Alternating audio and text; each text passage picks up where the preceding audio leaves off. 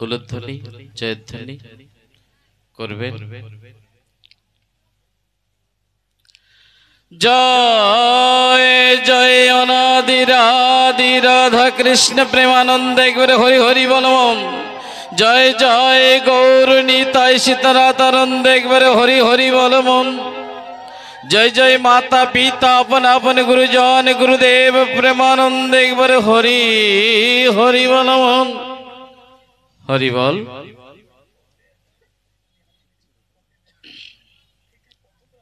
সর্বপ্রথমে পিতা মাতা গুরুদেবের যুগল চরণে জানাই আমার ভক্তিপূর্ণ প্রণাম। প্রণাম জানাই জগৎকর্তা জগৎ পিতা বিশ্বস্রষ্টা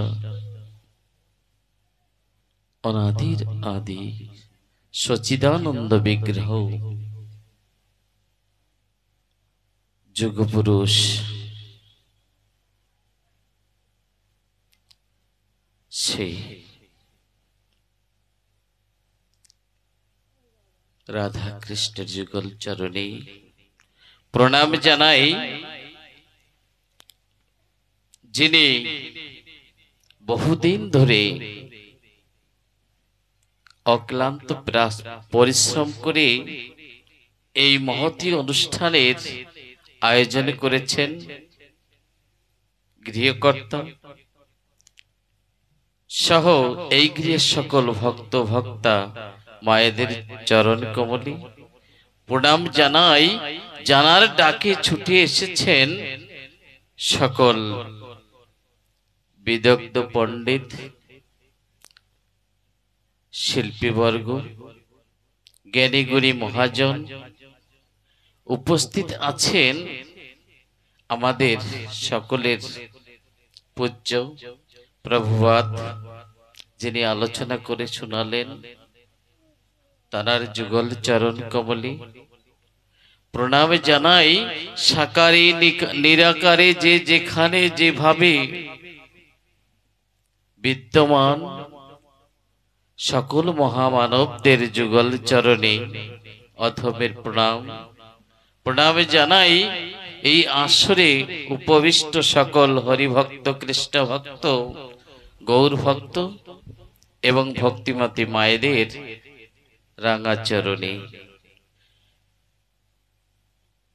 চলিত আসরে দু একটি কথা বলার সুযোগ পেয়ে হয়তো নিজেকে আমি ধন্য মনে করছি,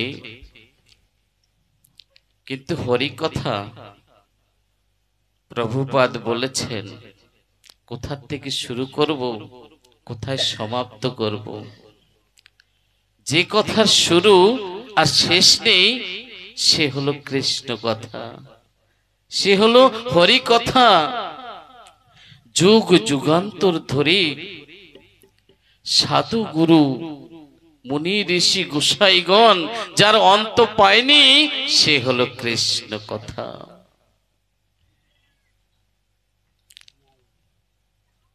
প্রভুপাদ বলেছেন, আমরা শুনলাম তিনি অনেক শিক্ষার কথা বলে গেছেন। গুরুর প্রয়োজন কি, গুরু শিষ্যের সম্বন্ধ কি, শিষ্যের জীবনে গুরুর প্রয়োজনটা কতখানি। আমরা শিষ্য হিসাবে আমার পরম শ্রদ্ধেয় পরম আরাধ্য গুরুদেবকে কতটা শ্রদ্ধা করছি, তার কাছ থেকে কতটি তত্ত্ব কথা জেনে নিয়েছি। তত্ত্ব কথা জানবার তরে তার নিকট কতগুলো প্রশ্ন রেখেছি, না শুধু নাম নিয়ে বসে আছি। নাম শ্রবণ করতে হয়। পিতামাতা বলেছেন জীবনে বাঁচতে গেলে গুরু ধরতে হয়। গুরুর কাছে গিয়েছি, তিনি হরি নাম কৃষ্ণ নাম শুনিয়েছেন। এমনও ভক্ত আমরা আছি এই চরাচরে যদি কেউ জিজ্ঞাসা করে, বাবা তোমার গুরুদেবের নামটি কি বলো তো, আমার না মনে নেই। এমনও অধম থেকে নিকৃষ্টতম ভক্ত এই চরাচরে আছে, প্রত্যেক দিন সাক্ষাৎ হয় আমাদের সঙ্গে। কিন্তু গুরুকে যদি আমরা গুরুত্ব না দিই, আমাদের জীবনের গুরুত্ব কোনোদিন বাড়বে না। গুরু কৃপা হি কেবলম।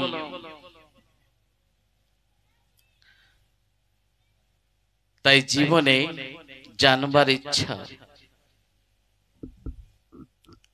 কি, আমি কে। সর্বপ্রথম নিজের কাছে আমার প্রশ্ন, আমি কে, আমি কেন এসেছি, আবার কোথায় চলে যাব, কোথায় চলে যাব। এই প্রশ্ন কার কাছে? আমার নিজের কাছে। আমাকে দিয়ে বলছি, প্রত্যেকটা মানবের এই চিন্তাধারা হওয়া উচিত যে আমি কে, কোথা থেকে এসেছি, আবার কোথায় চলে যাব। কত দিনের জন্য এসেছি জানা নেই, কত সময় আছি জানি না, কোথায় এসেছি জানি না। তবে জানো না কে বারণ করছে? তুমি তোমার নিজের মালিক। তুমি নিজের কাছে প্রশ্ন করো, এই সন্ধান কে বলে দেবে? তুমি যদি নাই জানো, নাই বুঝতে পারছো, তাহলে তোমার গুরুদেবের কাছে জিজ্ঞাসা করো, তিনি সন্ধানটি বলে দেবেন। আমি না কৃষ্ণ ভক্ত। আমি অনেক সময় বলি আমি কৃষ্ণ ভক্ত, আমি কৃষ্ণকে বড় ভালোবাসি, মিথ্যে কথা। আমি মালা নিচ্ছি, 3 বেলা গীতা পাঠ করছি, অনেক কিছু আমি করছি, এগুলো আমার মনে হয় এই লোক দেখানো। তুমি সত্যি যদি এইসব করে থাকো, অন্তর দিয়ে শ্রদ্ধা ভক্তি প্রেমে ভাবে গদগদ হয়ে আত্মসমর্পিত হয়ে যদি তোমার কৃষ্ণকে ডেকে থাকো, আমার একটা প্রশ্ন, তুমি কি তোমার কৃষ্ণকে দেখেছো? যদি না, তুমি এখনো ভক্ত হওনি। আমার এই বাবা বলছেন, যত সময় ঘুমের থেকে উঠবে ঠাকুরের ধ্যান করবে, আর যত সময় দর্শন না পাবে শয্যা পরিত্যাগ করবে না। তা তুমি কি তোমার ইষ্টদেবকে দর্শন করেছো? যদি না করতে পারছো, তাহলে মনে করে নিতে হবে তুমি এখনো ভক্ত হতে পারোনি। ভক্ত হতে পারোনি, তুমি আগে শক্ত হও, ভক্ত হও। তোমার পরম পিতার কাছ থেকে তুমি কিছু আদায় করে নাও। তোমাকে বলে দেওয়ার জন্য তোমার মাতা পিতা আছে, তোমার সদ্গুরু আছে, এই বাজারে গুরু গোসাইয়ের অভাব নাই। জীবনটা একটা চা পাতার মতো। একটা উদাহরণ, জীবনটা একটা চা পাতা বা একটা কফির মতো। কফিটা তৈরি হওয়ার পূর্বে যে প্রকারে থাকে, সেটা যদি আমরা মুখে দিই নিশ্চয়ই তিতো লাগবে, কসকস লাগবে তো। কিন্তু সেটা যখন দুধ আর চিনির সঙ্গে মিশ্রণ করা হবে, তখন তৈরি হবে একটা সুস্বাদযুক্ত কফি। সেটার টেস্ট এত সুন্দর হবে, সকলেই সাদরে গ্রহণ করবেন, তৃপ্তি লাভ করবেন। জীবনটা সেই চা পাতা বা সেই কফির মতো। দুধ গুরুদেব, গুরুদেবের সঙ্গে আমার যখন মিশ্রণ হবে, আদান প্রদান হবে, তত্ত্বের ঘরে গিয়ে যখন পরমার্থকে লাভ করব, চিনির সঙ্গে মিশ্রণ হবে, জীবনটা তখন সুন্দর হবে। প্রেম, প্রেম জানতে হবে। জানেন, নারদ আর শ্রীকৃষ্ণ নিমন্ত্রণ খেতে যাচ্ছিলেন জমিদারের বাড়ি। 56 ভোগ রান্না হয়েছে, গোবিন্দ প্রসাদ পাবেন। যেতে যেতে ওই জমিদারের বাড়িতে সম্মুখে যখন গিয়েছেন না, তখন শ্রীকৃষ্ণ বলছেন, নারদ, আজ আমি জমিদারের বাড়ি যাব না। কোথায় যাবে? এখন তো ক্ষুধা পেয়েছে, কোথায় যাবে? এখন প্রসাদ কোথায় পাবে তুমি? বলছে, অদূরে আমার এক ভক্ত আছে। কার বাড়িতে গিয়েছিলেন? বিদুরের বাড়ি। কিছু ছিল না, সামান্য ক্ষুধান্ন,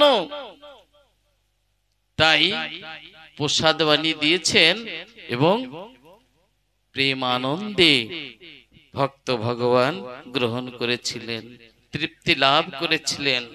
নারদ জিজ্ঞাসাও করেছিলেন, প্রভু, এই সুস্বাদু ব্যঞ্জন পরিত্যাগ করে তুমি ক্ষুধান্ন কেন গ্রহণ করেছো? শ্রীকৃষ্ণ বলেছিলেন, ওই সুস্বাদু ব্যঞ্জনের ভিতরে আত্ম অহংকার, আর ওই অহংকার যুক্ত আহার আমি তো গ্রহণ করতে পারি না।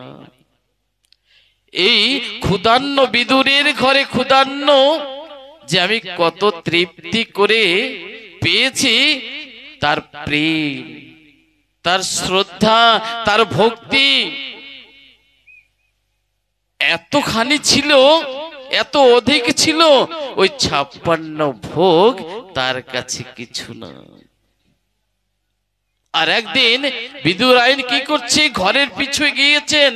সেখানে গিয়ে দেখছেন তার ঘরের পিছনে কলা গাছে না কিছু কলা, উপরের দিকে কিছু কলা না পেকে গেছে, হলুদ বর্ণ হয়ে গেছে। ওই কলার দিকে তাকিয়ে কলাগুলো তুলে নিচ্ছেন আর চিন্তা করছেন, আজ যদি আমার গোবিন্দ আমার গৃহে আসতেন না, তাহলে আমি এই কলা তাকে সেবা দিতাম। এই ভাবতে ভাবতে দু নয়নের জলে বক্ষ ভাসিয়ে দিচ্ছেন। তুলে নিয়ে যখন ঘরের সামনের দিকটা এলেন, তখন দেখছেন গোবিন্দ আর নারদ দুইজন উপনীত হয়েছেন, মা মা বলে ডাকছেন।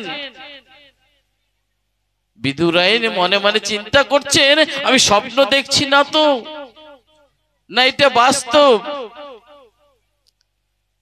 বলছে, মারে, তোর ডাকে সাড়া দিতে তো আমি ছুটে এসেছি, তোর বিশ্বাস হচ্ছে না। বিদুরাইন তরা করে ছুটে গিয়ে বারান্দায় বসতে দিয়েছে। আজ জগৎ পিতা অনাদির আদি গোবিন্দকে একটা ছেঁড়া কাঁথার উপরে দিয়েছেন বসতে। নারদ মনে মনে চিন্তা করছেন, একটা ছেঁড়া কাঁথার উপরে বিদুরাইন বসতে দিয়েছে, আমার প্রভু কি সেখানে বসবেন? কিন্তু প্রভু ভক্তের সেবা নিচ্ছেন। ওই ছেঁড়া কাঁথার উপরে খুব সুন্দরভাবে উপবেশন করলেন। নারদকে কিন্তু আর বসতে দিলেন না। এবার হাতে ধরে থাকা সেই কদলি, সেই কলা ছুলে ছুলে প্রভুকে সেবা দিচ্ছেন। কেমন করে সেবা দিচ্ছেন জানেন? কলা যদি ছোলাটা ফেলে দেওয়া হয়, ভিতরেরটাই আমরা গ্রহণ করি, কিন্তু বিদুরাইন ভক্তি প্রেমে খুশিতে আজ তানার মনের বাসনা পুরাতে আজ জগৎ পিতা এসেছেন। আর জগৎ পিতা কি সেবা দিয়ে তার মনের বাসনা পূর্ণ করবেন। তাই কলা ছোগলাটাকে ছুলে দিয়ে ছোগলাই খাইয়ে দিচ্ছেন। কলার ছোগলাগুলো দিচ্ছেন প্রভুর মুখে, আর প্রভু প্রসাদ পাচ্ছেন। কলাটা ফেলে দিচ্ছেন, কলার ছোকলাটা দিচ্ছেন প্রভুর সেবায়। প্রেম। নারদ অন্যদিকে ওই দেখে তিনি রেগে যাচ্ছেন, আমার প্রভুকে ছোকলা খাওয়াচ্ছে। এহেন বাড়িতে প্রভু এসেছেন, প্রভু আর বসে থাকা চলবে না, তাড়াতাড়ি উঠে আসুন। বলছে কেন নারদ, কেন, কোথায় যাব? বলছে কেন, আপনি দেখছেন না, একটু নিচের দিকে তাকিয়ে দেখেন। কলাটা ফেলে রেখে নিজে খাবে বলে ছোকলাটায় তুলে দিচ্ছে তোমার মুখে। ওরে নারদ, তোমার বোঝার ভুল হচ্ছে। আমি তো স্বদিষ্ট ভোজন খেতে আসিনি, আমি স্বদেশে প্রসাদ গ্রহণ করতে আসিনি, আমি তো ভক্তির প্রেম গ্রহণ করতে এসেছি। এই বিধুরাইন দেখছো না কতটা ভালোবাসে আমাকে, ভালোবেসে কোনটা কলা আর কোনটা ছোকলা সে তো নিজেই জানতে পারছেন না। তার অন্তর দিয়ে তিনি বুঝে নিচ্ছেন আমি যেটা দিচ্ছি সেটাই কলা। তিনি কলা খাওয়াচ্ছেন, আমি কলা পাচ্ছি। তুমি দেখছো আমাকে ছোকলা দিচ্ছে, না আমি তো কলা পাচ্ছি। প্রভু এইভাবে যদি ভালোবাসা থাকে তিনি গ্রহণ করেন। আচ্ছা, প্রভুপাদ বলেছেন সত্যিকারে বহু বছর পরে এমন সুন্দর আলোচনা শুনে মনটা ভরে গেল। এই আলোচনার ভিতরে ছিল কত সরলতা, অনেক অনেক তত্ত্বমূলক কথা লুকিয়ে আছে। যদি কেউ মানুষ হয় ধরে নিয়ে মানুষ হতে পারে। ভগবানকে দেখার মতো সাধন ভজন আমাদের নেই, তবে নরদেহে নারায়ণ বলছে এই মানুষ, নর অর্থাৎ মানুষ, এই মানুষের দেহে নাকি নারায়ণের বসবাস। তবে কার দেহে আছে কার দেহে নাই, এমন চোখ ভগবান দিয়েছেন, কিন্তু আমি সেই দৃষ্টি হারিয়েছি। কার ভিতরে ভগবান আছে কার ভিতরে নাই জানি না। তাই সকলকে ঈশ্বর জ্ঞানে করি সেবা দেওয়া আমাদের কাজ। তো এইখানে দাঁড়িয়ে ভক্ত তার ভাষায় গান গাইছেন, হরিবল।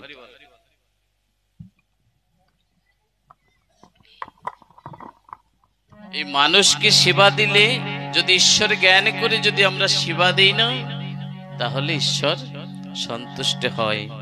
সবার উপরে মাতা পিতা, সবার উপরে মানুষ শ্রেষ্ঠ, তার উপরে নাই। ওরে কর মানুষ ভজন মানুষ পূজন, ও কর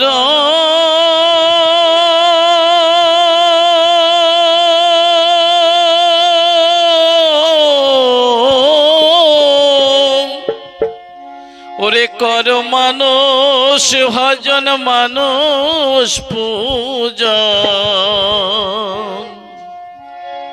তোমরা অর্ঘ্য দেও মানুষের পায়।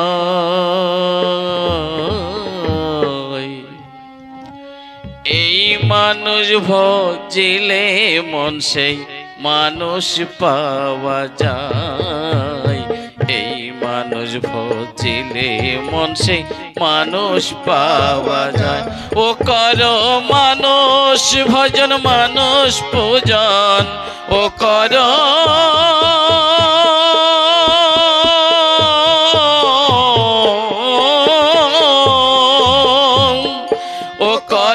মানুষ ভজন মানুষ পূজন, ও তোমরা অর্ঘ্য দাও মানুষের পায়।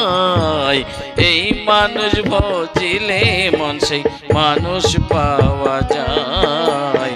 এই মানুষ ভজ ভজিলে মন সেই মানুষ পাওয়া যায়। আর কলির মানুষ শ্রী গৌরাঙ্গ 64 মহন্ত,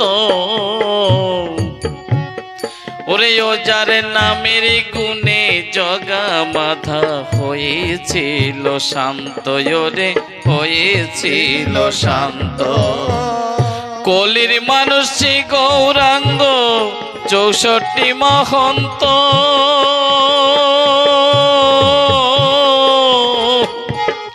নামের গুণে জগা মাথা হয়েছিল শান্ত, ওরে হয়েছিল শান্ত।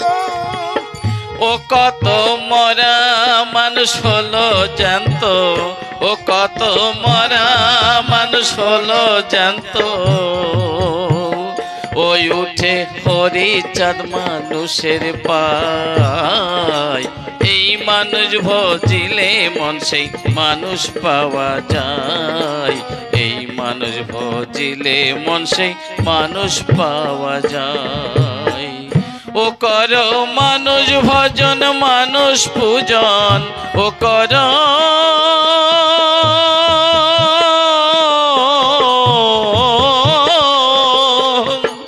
ও কর মানুষ ভজন মানুষ পূজন। ও তোমরা অর্ঘ্য দাও মানুষের পায়, এই মানুষ ভজিলে মন সেই মানুষ পাওয়া যায়, এই মানুষ ভজিলে মন সেই মানুষ পাওয়া যায়। আর গোলক তারক মহানন্দ মানুষ ছিল যারা, নামে প্রেমে অশ্রুসিক্ত তাদের নয়ন তারা, ওরে তাদের নয়ন তারা। গোলক তারক মহানন্দ মানুষ ছিল যারা,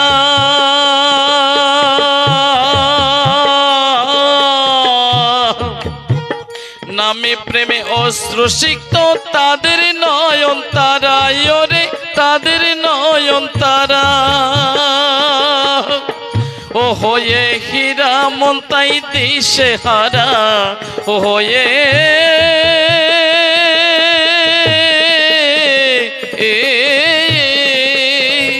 ও হয়ে হীরা মন্তাই দিশে হারা।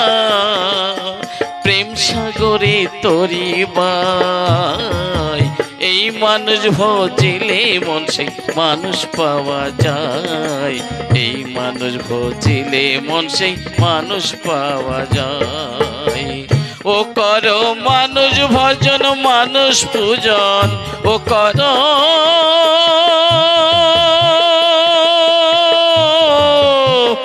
ও কর মানুষ ভজন মানুষ পূজন। ও তোমরা অর্ঘ্য দাও মানুষের পায়, এই মানুষ ভজিলে মন সেই মানুষ পাওয়া যায়, এই মানুষ ভজিলে মন সেই মানুষ পাওয়া যায়।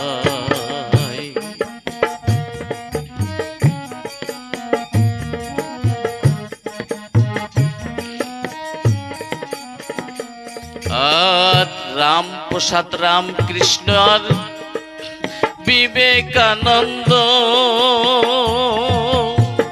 ও ছিল ভাবের মানুষ ভবা পাগলা, ওই যার সদাই আনন্দ, ও যার সদাই আনন্দ। রামপ্রসাদ রামকৃষ্ণ আর বিবেকানন্দ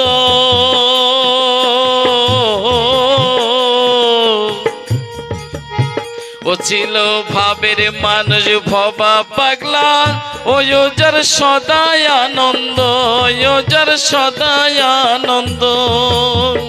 ও এবারে ফটিক সুকার সত্যানন্দ, ও এবারে ফটিক সুকার সত্যানন্দ। প্রজ্ঞানন্দ ভাবময়, এই মানুষ ভজিলে মন সেই মানুষ পাওয়া যায়, এই মানুষ ভজিলে মন সেই মানুষ পাওয়া যায়।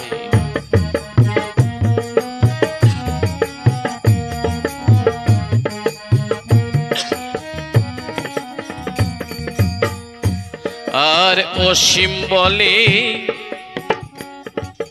মাতা পিতা সব মানুষের শ্রেষ্ঠ,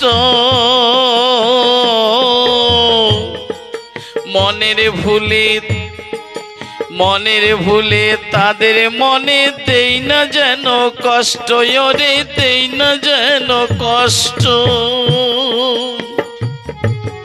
অসীম বলে মাতা পিতা সব মানুষের শ্রেষ্ঠ,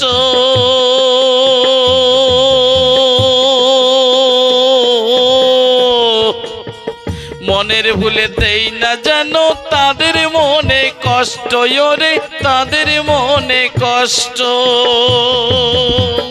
ও এবার সতীর কাছে প্রতিষ্ঠ, ও এবার